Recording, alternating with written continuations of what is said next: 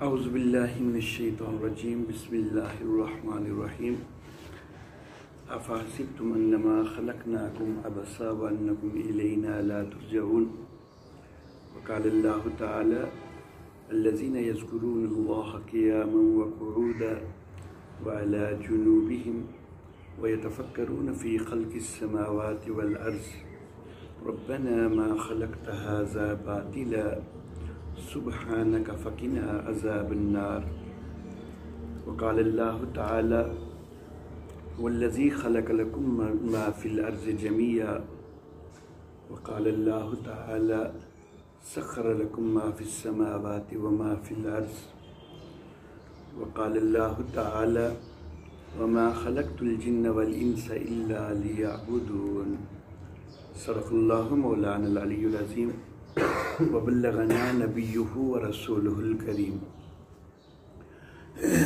عزیز طلبہ، ہمارا تحقیق المسائل کا آج کا عنوان جو کہ تیسرا عنوان ہے وہ ضرورت نبوت و رسالت ہے۔ اللہ رب العزت کے وجود کے حوالہ سے ہم گفتگو کر چکے ہیں، تو پھر ایک سوال یہ بھی پیدا ہوتا ہے کہ نبوت اور رسالت کی کیا ضرورت ہے۔ تو اس حوالہ سے آج انشاءاللہ گفتگو کرنا مقصود ہے۔ سورہ مومنون کی آیت مبارکہ میں نے تلاوت کی۔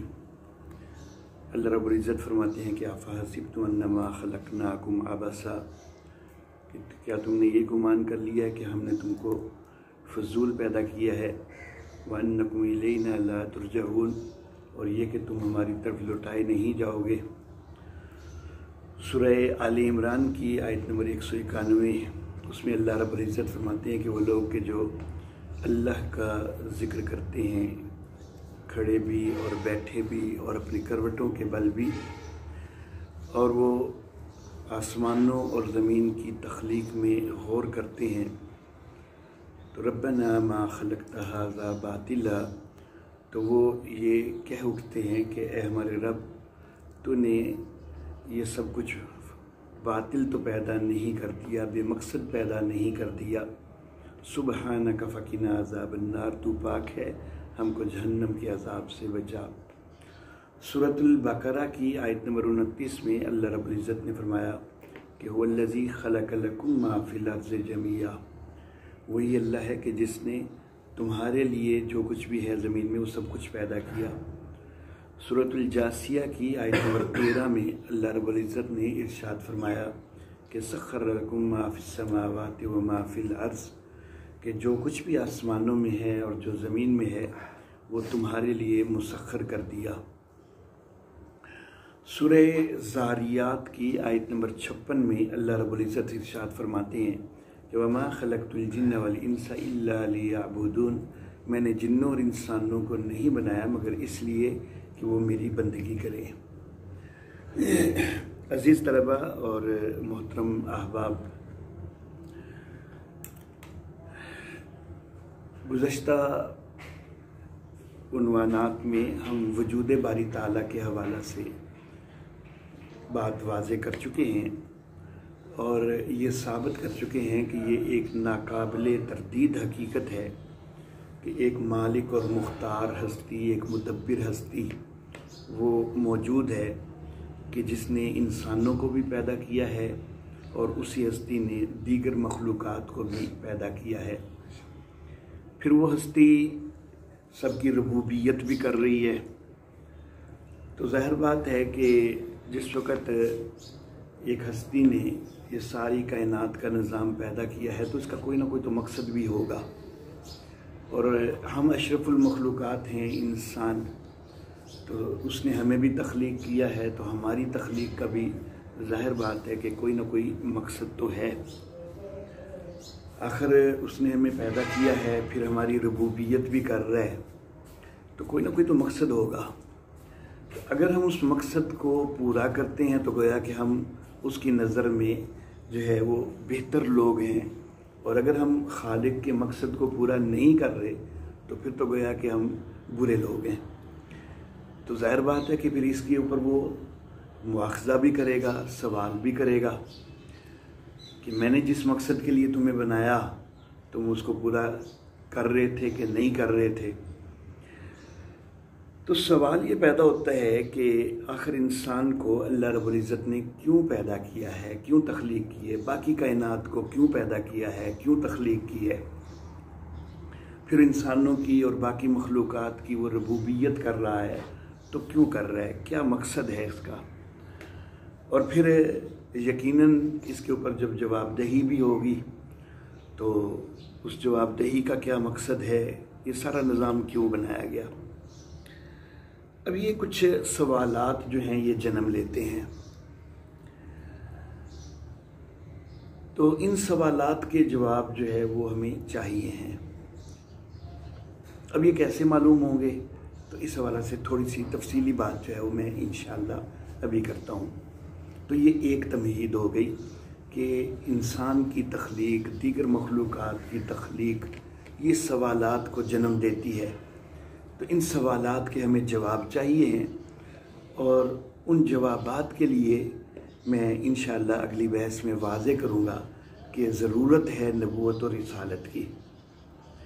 ये एक तमहीद हो गई। एक दूसरी तमहीद ये कि हमें, जैसा कि ये वाज़े है कि अल्लाह रब्बुल इज़्ज़त ने पैदा किया है, अल्लाह हमारा खालिक है। अब इस दुनिया के अंदर रहते हुए इंसान अपने अज़ीज़ व अक़ारिब के मुतल्लिक़ सोचता है कि फ़लाँ के साथ मेरा ताल्लुक़ कैसा होना चाहिए, फ़लाँ के साथ मेरा ताल्लुक़ कैसा होना चाहिए। अपने बहन भाइयों के मुतल्लिक़ वो सोचता है, अपने वालिदैन के मुतल्लिक़ सोचता है, अपनी औलाद के मुतल्लिक़ सोचता है, अपने दोस्तों के मुतल्लिक़ सोचता है। हर एक के साथ वो सोचता है कि किसके साथ मेरा ताल्लुक़ कैसा होना चाहिए। मियाँ बीवी एक दूसरे के हवाला से सोचते हैं। तो ये जो रिश्ते हैं ये तो हमारे अपने इख्तियार से बने हुए नहीं हैं, इनको बनाने वाला भी हमारा अल्लाह है। अगर हमारा किसी को भाई अल्लाह बनाया है तो अल्लाह ने बनाया है, उसको हमारे घर में, हमारे वालिदैन के घर में पैदा किया है। हमको अपने वालिदैन के घर में पैदा किया है, हमें उनकी औलाद बनाया तो अल्लाह ने बनाया है, और अल्लाह ने उनको वालिदैन बनाया, हमें औलाद बनाया। ये सारा इख्तियार अल्लाह का चल रहा है। तो जब ये जो खुद वो रिश्ते हैं कि जिनका अपना इख्तियार भी नहीं है रिश्ते बनाने में, तो उनके मुतल्लिक़ हम सोचते हैं, तो जो सब रिश्तों को बनाने वाला है और जो खुद हमें भी पैदा करने वाला है, तो क्या हमें उसके मुतल्लिक़ नहीं सोचना चाहिए कि उसके साथ हमारा ताल्लुक़ कैसा होना चाहिए। अगर हम अपने दोस्तों के मुतल्लिक़ ये सोचते हैं, अपने बहन भाइयों के मुतल्लिक़, अपने अज़ीज़ व अक़ारिब के मुतल्लिक़ सोचते हैं, तो सबसे ज़्यादा तो हमें अपने खालिक के मुतल्लिक़ सोचना चाहिए कि हमारा अपने खालिक से ताल्लुक़ कैसा होना चाहिए। अल्लाह अल्लाह। अब वो ताल्लुक़ हमें कैसे मालूम होगा कि वो खालिक के साथ ताल्लुक़ कैसे बनाएं, कैसा होना चाहिए।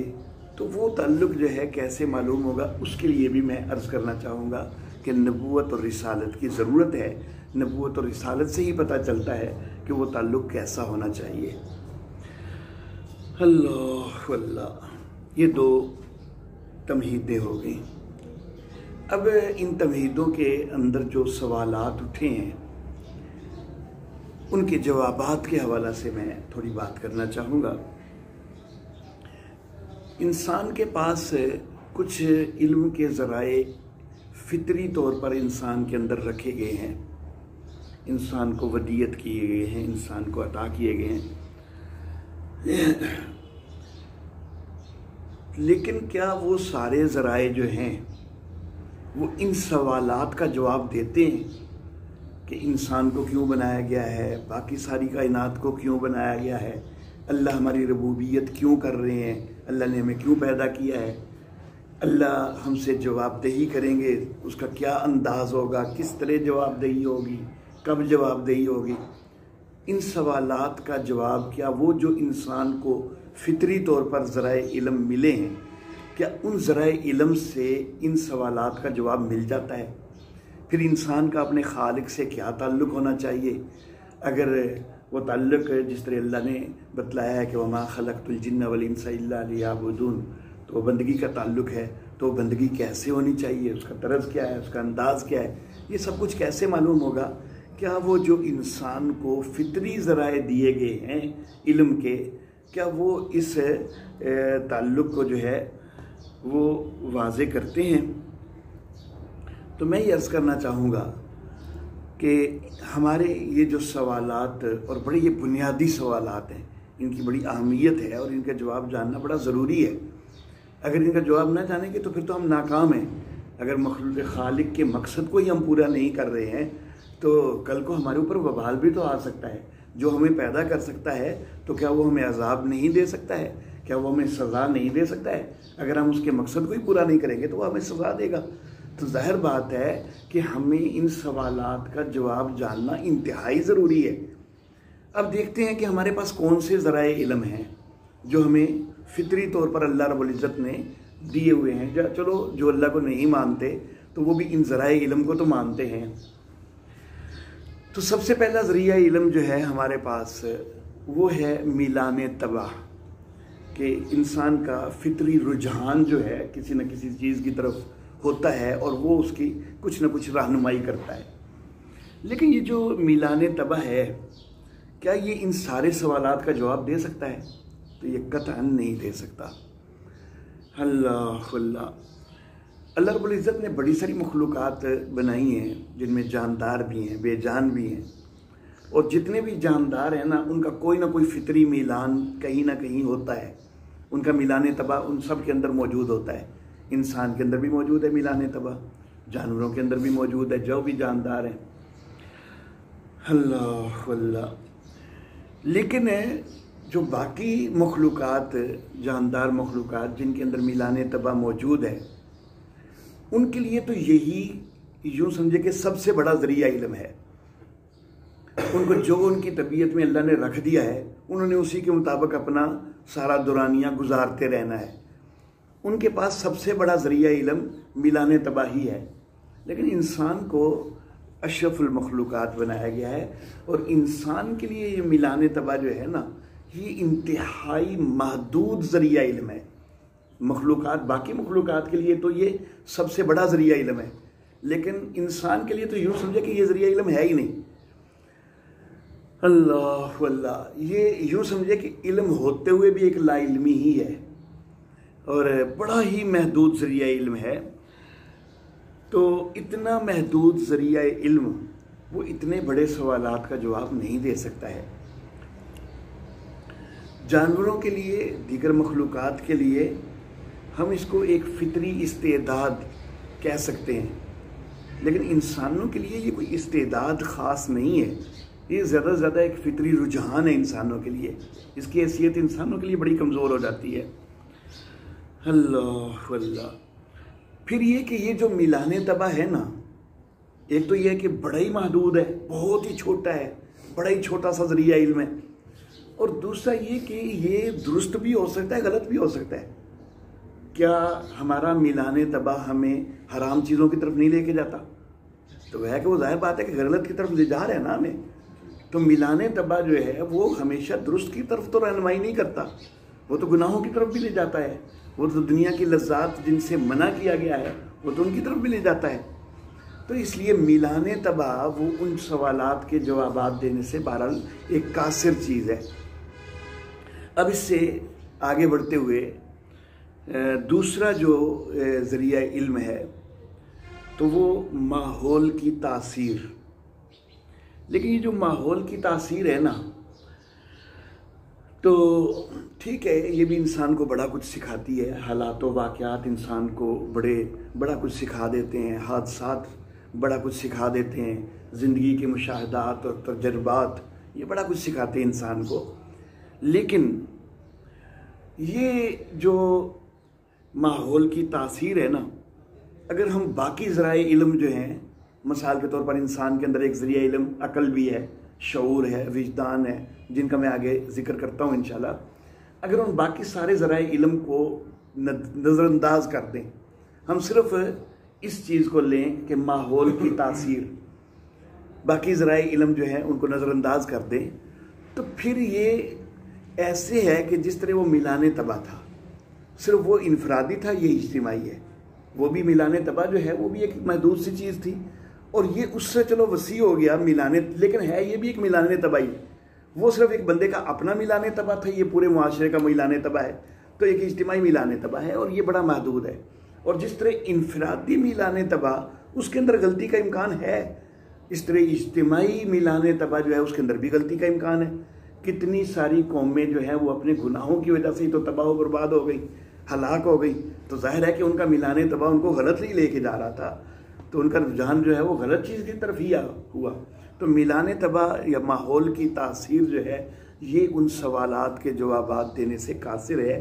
یہ تو غلط چیز کی طرف بھی پہنچا دیتے ہیں اور یہ ہیں بھی بڑے محدود. اللہ اللہ. اس کے بعد تیسری چیز جو ہمارے پاس تیسرا ذریعہ علم ہے فطری ذرائع علم میں سے، وہ ہے انسان کا شعور. اس کو آگہی کا نام بھی دے دیتے ہیں، اس کو ادراک بھی کہہ دیتے ہیں. یہ جو شعور ہے نا، یہ بھی ٹھیک ہے ایک ذریعہ علم تو ہے، لیکن کیا چھوٹا سا جو بچہ ہے اس کو شعور ہوتا ہے؟ ابھی نہیں. اس کو شعور کی کیا کہا جاتا ہے کہ ابھی یہ شعور کی عمر کو نہیں پہنچا. تو گویا کہ شعور اس چیز کا محتاج ہے کہ وہ ایک پختہ عمر ہوگی تو تب شعور آئے گا. تو اس سے پہلے اگر ان سوالوں کا جواب وہ جاننا چاہ رہا ہے تو یہ سوالوں کا جواب وہ شعور تو ہے ہی نہیں ابھی اس کے اندر. اور جب یہ آ بھی جاتا ہے نا شعور جب آ بھی جاتا ہے تو پھر بھی یہ ان سوالوں کے جواب دینے سے قاصر ہے. اللہ اللہ. اور شعور جو ہے یہ صرف عمر کی پختگی کا ہی محتاج نہیں، شعور عقل کا بھی محتاج ہے. اگر کسی کے اندر عقل نہیں ہے تو عمر بڑی ہو بھی جائے، 60 سال کا بابا بھی ہو جائے، عقل ہی کوئی نہیں اگر، تو پھر اس کے اندر شعور نہیں ہے. تو شعور وہ سب کچھ نہیں ہے کہ جو ہمیں ان سوالات کے جوابات تک پہنچا دے. یہ تو بڑی محدود چیز ہے شعور بھی.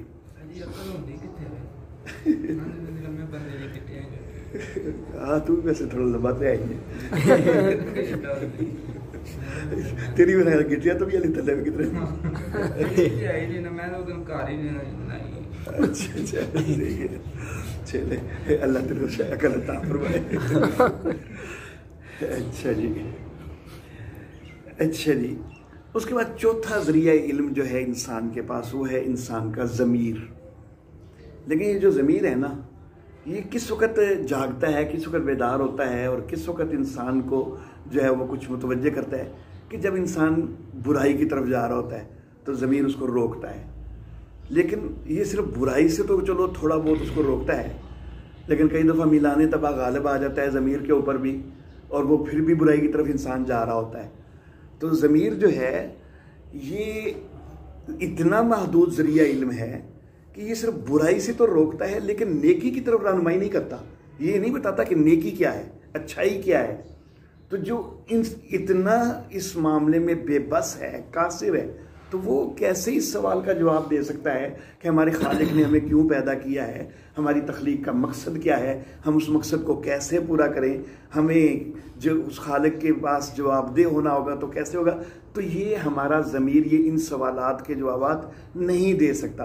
ہمارا خالق سے کیسے تعلق ہونا چاہیے، ان سوالات کا جواب ہمارا ضمیر نہیں دے سکتا ہے. وہ تو صرف برائی سے تھوڑا بہت متنبع کر دیتا ہے کہ بھائی غلط رہا ہے، ادھر نہ جاؤ. نیکی کی طرف تو رہنمائی وہ بالکل نہیں کرتا ہے. اچھا جی.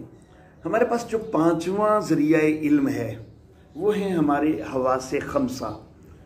انسان کو 5 حواس دیے گئے ہیں. دیکھنے کی حص ہے جس کو باصرہ کہتے ہیں، اور دیکھنے سے بھی ہم بڑی ساری چیزوں کو سمجھتے ہیں، پرکھتے ہیں، اس سے ہمیں بڑی معلومات مل جاتی ہیں. دوسری حص ہمارے پاس سامعہ ہے، سننے کی حص ہے، اور سن کر بھی ہمیں بہت کچھ معلومات مل جاتی ہیں. اگرچہ میں تو کوئی عالم نہیں ہوں، ایک طالب علم ہی ہوں، لیکن بہرحال مجھے آپ سن رہے ہیں تو کچھ نہ کچھ معلومات تو آپ کو مل ہی رہی ہیں. تو یہ سننا جو ہے یہ بھی معلومات کا ایک ذریعہ ہوتا ہے، علم کا ایک ذریعہ ہوتا ہے.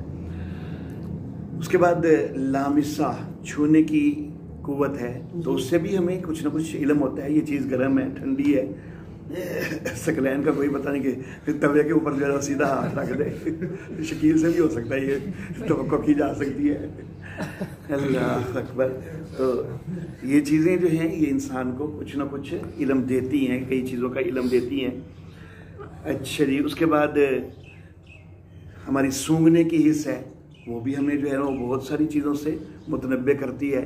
चीज़ जो है वो मिसाल के तौर पर ये सालन पड़ा हुआ है, ख़राब तो नहीं हो गया, तो सूंघ के हमें पता चल जाता है कि उसमें से बदबू आ रही है वगैरह, और खुशबू की तरफ भी एहसास होता है, बदबू की तरफ भी। फिर जायका की हिस्सा है हमारी। तो ये 5 क़ुव्वतें जो हैं अल्लाह ने इंसान को जो वदियत की हैं, तो ये बड़ा कुछ जो है ना वो इंसान को सिखाती हैं, बड़ा कुछ समझाती हैं, इनसे बड़ी सारी मालूमात हो जाती हैं। लेकिन ये सारी चीज़ें जो हैं, ये 5 हवास जो हैं जो इंसान को दिए गए हैं, तो क्या ये उन सवालात के जवाबात हमें दे सकते हैं कि हमारे खालिक ने हमें क्यों पैदा किया है? हम देख कर क्या ये मालूम कर सकते हैं कि हमारे खालिक ने हमें क्यों पैदा किया है? हम सुनकर, जबकि वो वही ना हो, वही के अलावा लोगों की बातें सुनकर क्या हम ये मालूम कर सकते हैं? या कायनात के हादसातों वाक़यात की आवाज़ें सुनकर क्या हम ये मालूम कर सकते हैं कि हमें खालिक ने क्यों पैदा किया है, हमने उस मकसद को कैसे पूरा करना है जिसके लिए पैदा किया गया है, खालिक से हमारा ताल्लुक़ कैसा होना चाहिए? ज़ाहिर बात है कि सिर्फ सुनना, अगर वो वही का सुनना ना हो तो ये जवाबात नहीं मिलते हमें। या हमारे सूंघने से हमें ये चीज़ें नहीं पता चल सकती, हमें चखने से ये चीज़ें नहीं, हमें छूने से हमें ये चीज़ें नहीं पता चल सकती। तो ये जो हवास हैं ये ज़्यादा से ज़्यादा ये कारगर अगर हैं तो महसूसात में हैं, और ये जो सवालात हैं इनका ताल्लुक़ महसूसात से तो है ही नहीं, ये तो महसूसात से आगे के सवालात हैं। और इस मामला में जो है ये हवासे खमसा हमारे काम नहीं आते। हमारे पास जो छठा ज़रिया इल्म है वो है इंसान की कुव्वत क़ल्ब। अल्लामा डॉक्टर इकबाल रहमहुल्लाह वो इसको शायराना वारदात का नाम देते हैं। वो आज हमारा शायर खलील तो मौजूद नहीं है, तो ये उसको अच्छी तरह समझ आ सकता है कि वो जिस तरह गालिब ने गालिबन कहा था कि आते हैं गैब से ये मज़ामी ख़याल में, तो ये एक शायराना वारदात होती है कि एक दिल में ऐसे ख़यालात आते हैं कि जिसको शायर नज़म में परोता है। तख़य्युल, जी तख़य्युल भी इसको कह सकते हैं। तो लेकिन ये चीज़ जो है ये भी अगरचे एक ज़रिया इल्म है, लेकिन ये भी महदूद ज़रिया इल्म है।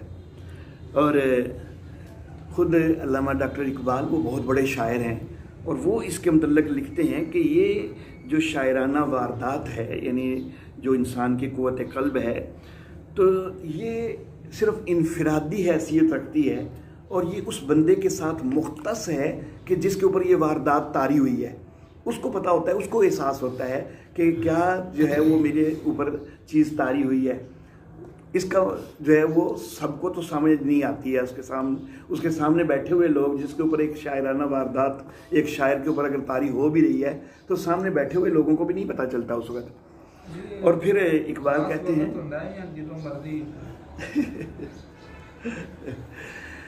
इसके बेटा इसके ऊपर बहुत सारी चीज़ों के ऊपर इसका इन्हिसार होता है।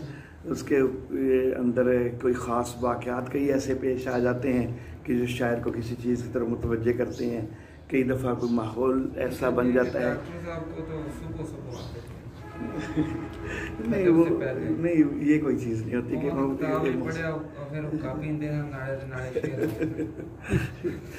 वो इकबाल के मतलब कई चीज़ें बहुत उल्टी सीधी लोगों ने मालूम कर दी हैं। अल्लाह अकबर। अच्छा जी, तो इकबाल ये कहते हैं कि ये जो शायराना वारदात है ना, तो ये है भी एक बंदे के साथ मुख्तस होती है, और फिर ये तमसीली होती है, मुबहम होती है, और गैर कती होती है। तो ज़ाहिर बात है कि जो चीज़ एक सिर्फ तमसीली चीज़ है, एक मुबहम चीज़ है, तो वो इतने सवालात का जवाब देने से कासिर है। तो ये सारे ज़राए इल्म जो हैं ये बड़े महदूद ज़राए इल्म हैं। एक और ज़रिया इल्म जो है वो है इंसान का विजदान। कुछ इंसान के अंदर मख्फी कुव्वतें होती हैं जिनको इंसान रियाजत के साथ, मुराकबा के साथ जो है वो उजागर कर सकता है, अपने अंदर कुछ उभार सकता है। और ان کے لیے وہ کوشش کر سکتا ہے، مجاہدہ کر سکتا ہے تزکیہ کے ساتھ، لیکن یہ جو چیز ہے اپنے وجدان کو جو ہے وہ زندہ کرنا اور اس سے کسی حقیقت کے ادراک کی کوشش کرنا، تو یہ بھی محدود ہے۔ ایک تو یہ کہ یہ محتاج ہے بہت زیادہ مجاہدہ اور بہت زیادہ ریاضت، مراقبہ وغیرہ کا، اور اگر اتنے زیادہ کئی سال کے مراقبے، مجاہدے، ریاضت وغیرہ کے بعد بھی اگر کوئی چیز سامنے آ بھی جاتی ہے تو یہ قطعی نہیں ہے کہ وہ اس مراقبے کا کوئی صحیح نتیجہ ہی ہے یا صرف ایک واہمہ ہے کہ جو خیال میں آ گیا ہے، تو یہ چیز بھی غلط کی طرف بھی لے جاتی ہے۔ تو درست ہے بھی محدود اور انسان کے اپنے اختیار میں بھی نہیں ہے، تو یہ ساری چیزیں بہت محدود ہیں۔ اب ایک اور بڑی چیز ہے جو انسانی فطری ذرائع علم جو ہیں ان میں سے جو سب سے بڑی چیز سمجھی جاتی ہے وہ ہے عقل۔ تاڑیج کی صحت ہے؟ جی الحمدللہ، اللہ کا شکر ہے۔ صحیح۔ اچھا، اب یہ جو عقل ہے نا، تو یہ میرے خیال میں اس سے بڑا ذریعہ علم جو فطری ذرائع علم ہے وہ ہمارے پاس اور کوئی نہیں ہے۔ عقل سے بڑا علم کا ذریعہ جانوروں میں اور انسانوں میں سب سے بڑا فرق ہی جو ہے وہ یہ ہے کہ ان کے اندر عقل نہیں ہے، وہ شعور جو عقل سے پیدا ہوتا ہے وہ ان کے اندر نہیں ہے، انسان کے اندر ہے۔ لیکن یہ اتنا بڑا ذریعہ علم جو ہے نا یہ بھی محدود ہے، اور یہ بھی کئی دفعہ درست ہوتا ہے اور کئی دفعہ غلط بھی ہوتا ہے۔ اللہ اللہ۔ اب دیکھیں، مختلف افراد، کیا سب کی عقل ایک ہی جتنی ہوتی ہے؟ ایسا نہیں ہوتا، کسی کی تھوڑی ہوتی ہے، کسی کی زیادہ ہوتی ہے۔ تو پھر یہ تھوڑی اور زیادہ ہونا یہ واضح کرتا ہے کہ عقل محدود ہے۔ اگر عقل محدود نہ ہوتی تو پھر تو سب کی ہی لامحدود ہوتی اور ایک جیسی ہوتی نا، لیکن کئیوں کی تھوڑی ہوگی، ان کا دائرہ عقل ذرا کم ہو گیا، کئیوں کی ذرا وسیع ہو گئی، تو ہے وہ بھی محدود ہی۔ یہ نہیں ہے کہ وہ عقل کل اس کو حاصل ہو گئی ہے، وہ سب کچھ جان گیا ہے، ایسا نہیں ہوتا ہے۔ تو عقل جو ہے وہ بھی محدود ہے۔ مختلف افراد کی عقل کا مختلف ہونا وہ اس کا محدود ہونا ثابت کرتا ہے۔ اور دوسری چیز میں نے کہا کہ غلطی کا امکان بھی عقل میں ہوتا ہے۔ اس کے لیے سب سے بڑا ثبوت کہ دو افراد ہم دونوں کو بڑا عقل مند سمجھتے ہیں، معاشرے کے اندر ان کا دونوں کا ایک علمی مقام ہے، ایک وقار ہے، لیکن وہ ایک معاملے میں آپس میں بحث کر رہے ہیں، جھگڑ رہے ہیں، ایک کا نظریہ اور ہے، دوسرے کا نظریہ اور ہے، حالانکہ ہے تو یہ بھی عقل والا، یہ بھی عقل والا، اور بالکل دو متضاد نظریے ہیں، ان پر بحث و مناظرہ ہو رہی ہے۔ یہ بڑے بڑے علماء کے بحث و مناظرہ نہیں ہوتے، کیا ان میں عقل نہیں ہے؟ ظاہر ہے عقل تو ہے، تو اس لیے بحث و مناظرہ کر رہے ہیں، لیکن کسی کی عقل تو غلط گئی ہے نا۔ اگر سب کی عقل جو ہے وہ درست کی طرف ہی جاتی تو بحث و مناظرہ کی نوبت ہی نہ آتی۔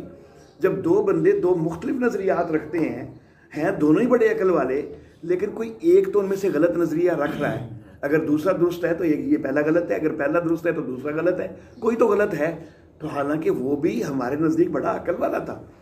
تو گویا کہ عقل جو ہے وہ ہمیشہ درست کی طرف ہی نہیں پہنچاتی، کئی دفعہ غلط کی طرف بھی پہنچا دیتی ہے۔ اور دو بندوں کی بھی بات نہیں ہے، صرف ایک ہی بندہ اگر اس کا آج ایک نظریہ ہے اور وہ اس کے اوپر بڑا پکا ہے، اس کے اوپر وہ لوگوں کو دلائل دے کے بھی لوگوں کو بلاتا ہے، کئی دفعہ یوں ہوتا ہے کہ بعد کی اس کی تحقیقات تو ان سے اس کا سارا وہ پہلا نظریہ وہ اس کو غلط قرار دے کر وہ بالکل ایک نئے نظریے کا حامی بن جاتا ہے۔ کئی بہت بڑے مفکر لوگ جو غیر مسلم تھے وہ مسلم ہوئے، جس وقت وہ غیر مسلم تھے اسلام کے خلاف لوگوں کو دلائل دیتے تھے، لیکن پھر وہ مسلم ہو کے تو مسلمان ہو کر اسلام کے حق میں دلائل دینے لگے۔ تو عقل تو ان میں پہلے بھی تھی، عقل اب بھی ہے، تو لیکن پہلے وہ عقل غلط کی طرف ہی گئی ہوئی تھی، وہ ان کو اسلام کے خلاف لے کے گئی ہوئی تھی۔ تو عقل جو ہے خود ایک بندے کے اندر بھی اس کے نظریات بڑی دفعہ مختلف ہوتے ہیں۔ یہ کوئی عام واقع، ایسا واقع نہیں کہ جو کبھی کبھی پیش آنے والا ہو، نظریات کا بدلنا، یہ تقریباً زندگی میں ہر انسان کے نظریات ہی ان میں کچھ نہ کچھ تبدیلی تو آتی ہے۔ اللہ اللہ میں ساری زندگی نون لیگ دا رہا شناختی کارڈ بنے پی ٹی آئی دا بن گئی صحیح ہے کرے اگے پیچھے لے کے گئی ہے غلط بھی ہو جاتی ہے نا کئی دفعہ. اچھا پھر ایک بہت بڑا عقل مند آدمی جو اپنے آپ کو بہت بڑا عقل مند سمجھتا ہے وہ خود اپنے بچپن کے واقعات کو کبھی سوچتا ہے نا تو خود اس کو ہنسی آ جاتی ہے کہ میں کیا کر رہا تھا. تو حالانکہ جس وقت اس نے کیے تھے نا اس وقت بھی اس کا ذہن یہی تھا کہ میں تو بڑی عقل مندی ہی کر رہا ہوں, میں تو بہت عقل مند ہوں. کوئی بھی یہ نہیں سمجھ رہا ہوتا کہ میں بیوقوفی کر رہا ہوں. بچہ بھی جب کوئی کام کرتا ہے نا اپنے طور پر وہ پوری عقل مندی ہی کر رہا ہے, لیکن بعد میں اس کو ہنسی آتی ہے کہ میں نے کیا کیا تھا. اللہ اللہ. اس حوالے سے میں تو خیر کوئی خاص بہت بڑا عقل مند ہونے کا دعویٰ نہیں رکھتا, لیکن ایک واقعہ اپنا جو ہے نا میں آپ کی دلچسپی کے لیے سنا دیتا ہوں. والدہ نے بیان کیا مجھ سے کہ بچپن میں تمہاری ایک عادت تھی کہ چھت کے اوپر جو ہے نا وہ راؤنڈ لگاتے تھے, چلتے پھرتے تھے, اور چھت کا پرنالا جو تھا نا تو جو چیز مل لی تو پرنالے میں سے باہر پھینک دینی. تو اپنے طور پر میں بڑا عقل مندی کا ہی کام کر رہا تھا, حالانکہ گھر کی چیزیں باہر پھینک رہا تھا. یہ کوئی عقل مندی والا کام تو نہیں ہے, لیکن اس وقت تو میرے ذہن میں یہی تھا کہ یہی بڑا بہترین کام ہے. اب یہ علی سے پوچھے یوشا جو کام کرتا ہے تو وہ یوشا بھی اپنے طور پر بڑے عقل والا ہی کرتا ہوگا, لیکن بچوں سے ہوتی ہیں. اچھا والدہ کہتی ہے کہ وہ ایک دن سارے چھت کا راؤنڈ لگایا, پھرا ادھر ادھر, کوئی چیز نہیں ملی نیچے پھینکنے کے لیے. تو میں اپنا پاؤں جو ہے نا پرنالے سے نیچے پھینک رہا تھا, پاؤں کو نیچے کر رہا تھا کہ یہ کسی طرح گر جائے. تو اس وقت تو میں نے اپنے طور پر یہ بڑی عقل مندی کی ہوگی, لیکن آج خود جو ہے نا سوچ کے ہنسی آتی ہے کہ یہ کیا تھا. تو بہرحال بچپن میں بھی انسان کو یہ غلط فہمی ہوتی ہے کہ میں بڑا عقل مند ہوں, اور بڑے ہو کر بھی یہی غلط فہمی رہتی ہے کہ میں بڑا عقل مند ہوں. لیکن اصل معاملہ یہ ہے کہ بچپن میں بھی عقل محدود ہی تھی اور اب بھی عقل محدود ہے. صرف یہ ہے کہ محدود ہونے کی وسعت تھوڑی سی زیادہ ہو گئی ہے, حدود میں وسعت کچھ زیادہ ہو گئی ہے, لیکن ہے محدود ہی. اور جو بالکل بیوقوف ترین آدمی ہے نا, اور بلکہ بیوقوف سے بھی آگے بڑھ کر جو بالکل دیوانہ ہے نا, مجنون ہے, جس کے متعلق آپ کہیں کہ اس کے اندر عقل کی رتی بھی نہیں ہے, وہ بھی اپنے طور پر جو بھی کرتا ہے وہ عقل مند ہو کر ہی کرتا ہے. تو پھر معلوم ہوا نا کہ عقل جو ہے وہ بڑی ہی محدود اور غلط پہنچانے والی بھی ہے. وہ محدود بھی ہے اور کئی دفعہ غلط چیزوں کی طرف بھی پہنچا دیتی ہے. اللہ اللہ. اچھا جی, تو یہ 8 ذرائع علم کا جو ہے وہ میں ابھی تک ذکر کر چکا. اب اس کے بعد ایک 9ویں ذریعہ علم کا میں ذکر کرنا چاہوں گا. وہ جو 8 ذرائع علم ہیں ان میں سب سے بڑا جو ہے وہ عقل, اور وہ بھی میں نے واضح کر دیا, ثابت کر دیا کہ وہ بڑی محدود بھی ہے اور کئی دفعہ غلط کی طرف بھی لے جاتی ہے. یہ اس کے بعد سے دلائل موجود ہیں. اب ایک 9واں ذریعہ علم یہ ہے کہ آپس کے اندر بہت سارے افراد مل جل کے باہمی مشورہ کر لیں اور مشاورت سے کوئی چیز طے کر لیں. تو یہ مشورہ جو کریں گے تو کیا وہ انہی 8 ذرائع علم کو ہی استعمال کر کے نہیں کریں گے؟ تو جب یہ 8 انفرادی طور پر بھی محدود تھے نا تو یہ اجتماعی طور پر بھی محدود ہی ہیں. صرف یہ ہے کہ چلو حدود کی وسعت ذرا زیادہ ہو جائے گی. صرف اکیلا بندہ کوئی چیز سوچے گا, اکیلا بندہ اپنے ذرائع علم کو کام میں لائے گا تو ہو سکتا ہے معاملے کا کوئی پہلو اس سے مخفی ہو جائے. جس میں 2-4 بندے یا زیادہ بندے مل کے ایک چیز کو سوچیں گے تو وہ کئی مخفی پہلو بھی سامنے آ جائیں گے. لیکن سارے مل کر بھی کئی دفعہ غلط فیصلہ کر دیتے ہیں. سارے مل کر بھی کئی دفعہ غلط فیصلہ کر دیتے ہیں. ہاں, یہ امت محمدیہ کے لیے یہ ہے کہ امت محمدیہ کے لیے رحمت کائنات صلی اللہ علیہ وآلہ وسلم نے فرمایا کہ میری امت جو ہے وہ گمراہی کے اوپر جو ہے وہ کبھی جمع نہیں ہوگی, یعنی اس کا اجماع گمراہی پر نہیں ہوگا. لیکن امت کے جو ہے نا یہ دینی مسائل کے علاوہ جو ہے وہ بڑے بڑے معاملات کے اندر کئی لوگ بڑے فیصلے کرتے ہیں اور وہ غلط فیصلے کر جاتے ہیں, حالانکہ بڑی مشاورتوں کے بعد وہ فیصلے ہوتے ہیں. اب یہ جو مثال کے طور پر گورنمنٹ یا سیاسی جماعتیں وہ کئی لائحہ عمل تیار کرتی ہیں تو لیکن بعد میں جو ہے وہ غلط ثابت ہوتے ہیں، اس کے ملک کو نقصان ہوتے ہیں۔ تو بہرحال یہ جتنے بھی ذرائع علم ہیں یہ سارے کے سارے محدود ہیں۔ اللہ اللہ۔ اب اگر مثال کے طور پر ہمارے والد محترم ہمیں ایک چیز کا حکم دینا چاہ رہے ہیں، انہوں نے حکم نہیں دیا، یہ جو میں نے 9 ذرائع علم گنوائے ہیں، 8 انفرادی ہیں، 9 یہ کہ مشورہ کر لیں، تو ہم مثلا 5 بھائی ہیں، ہم پانچوں بھائی بیٹھے ہوں، والد صاحب نے کوئی حکم دینا ہو، اللہ رب العزت ان کی مغفرت فرمائے، وہ تو فوت ہو گئے، لیکن بہرحال اگر وہ زندہ ہوں اور اگر وہ ہمیں حکم دینا چاہیں، ابھی انہوں نے حکم نہیں دیا، ہم پانچوں بھائی بیٹھے ہوں، ہم اپنے وجدان کو، قوت قلب کو، شعور کو، عقل کو، سب کو بیدار کریں، آپس میں مشورہ کریں کہ ابو اس وقت ہمیں کیا حکم دینا چاہتے ہیں، تو کیا ان سارے ذرائع علم کو کام میں لا کر ہم 100% قطعی اور یقینی طور پر یہ معلوم کر سکتے ہیں کہ والد صاحب کے ذہن میں کیا ہے؟ حالانکہ وہ تو ہمیں سامنے نظر آ رہے ہیں، ہمارے پاس بیٹھے ہوئے ہیں۔ تو اللہ رب العزت ہمیں کیا حکم دینا چاہتے ہیں جبکہ اللہ ہمیں نظر بھی نہیں آتے، تو کیا ہم خود ان ذرائع علم سے اس حکم کو معلوم کر سکتے ہیں؟ تو ظاہر بات ہے کہ یہ ساری چیزیں جو ہیں یہ محدود ہیں، تو پھر کوئی نہ کوئی ذریعہ علم تو آخر اللہ رب العزت نے مخلوقات کو پیدا کیا ہے، تو اس کا ظاہر بات ہے کہ کوئی نہ کوئی مقصد ہے، تو اس مقصد کا پھر اللہ خود آگاہ کریں گے، یقیناً کریں گے۔ اگر اللہ آگاہ نہیں کریں گے تو پھر تو ساری چیزیں، ساری مخلوقات باطل ہی باطل کی طرف چلی جائیں، انسان باطل کی طرف چلا جائے، تو یقیناً اللہ نے اس کا کوئی نہ کوئی تو انتظام کرنا ہے۔ اب وہ انتظام جو ہے وہ اللہ رب العزت نے نبوت و رسالت کی شکل میں کیا ہے۔ اب ایک انتظام یہ بھی ہو سکتا تھا کہ اللہ ہر بندے کو وحی بھیج دیتے، ہر بندے کے پاس انفرادی وحی آ جاتی، بھائی تو نے یہ کرنا ہے، یہ کرنا ہے، دوسرے بندے کے پاس بھی اس کی پوری وحی آ جاتی۔ لیکن اگر یوں ہوتا تو وہ جو دنیا دارالامتحان ہے وہ پھر دارالامتحان تو نہ رہتی، پھر تو وہ جو یہ ہے کہ یؤمنون بالغیب، غیب پر ایمان تو نہ رہتا، ہمارے اپنے اوپر وحی آ چکی ہوتی تو اس لیے اللہ رب العزت کی حکمت کا تقاضا یہی تھا کہ ہر بندے پر وحی نہ آ جائے، بلکہ کچھ اللہ رب العزت نے ہستیاں منتخب فرمائیں اور ان کی طرف اللہ رب العزت نے وحی کی ہے، اور اس وحی کے ذریعے ہی ہم حقیقت میں ان سوالات کے جوابات معلوم کر سکتے ہیں، اس وحی کے بغیر ہم معلوم ہی نہیں کر سکتے۔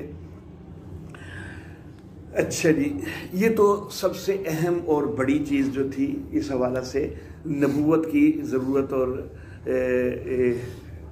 اہمیت کے حوالہ سے، تو وہ سب سے جو اہم گفتگو تھی وہ میں کر چکا، لیکن کچھ چند پوائنٹ چھوٹے وہ اس کے ساتھ ہم مزید معاونت کے طور پر ایڈ کرتے ہیں۔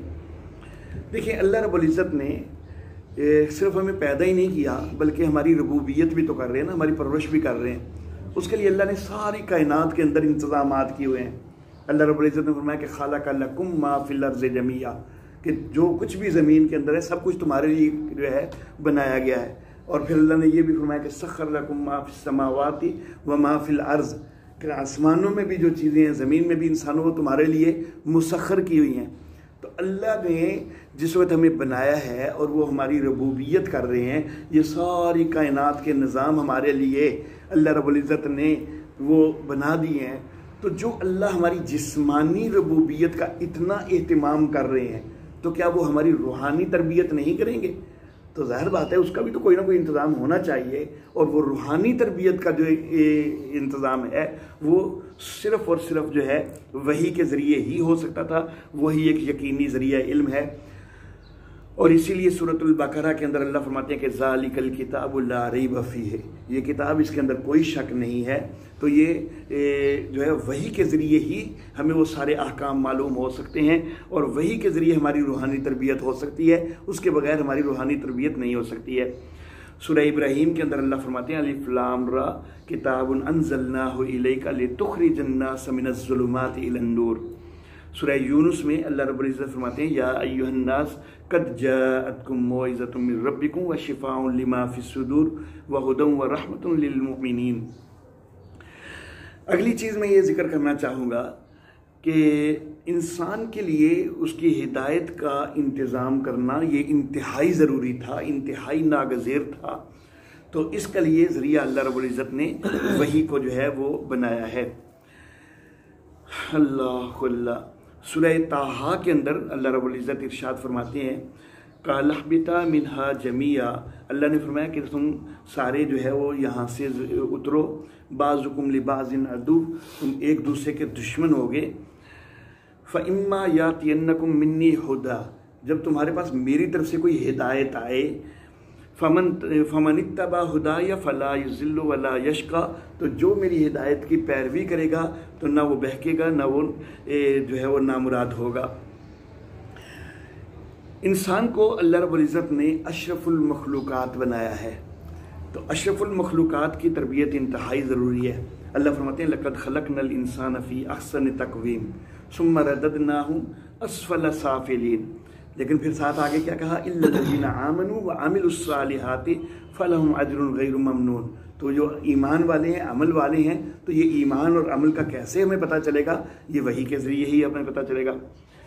پھر انسان کو جو جب تخلیق کیا گیا ہے تو سب سے پہلا ٹھکانہ انسان کو جنت دی گئی ہے.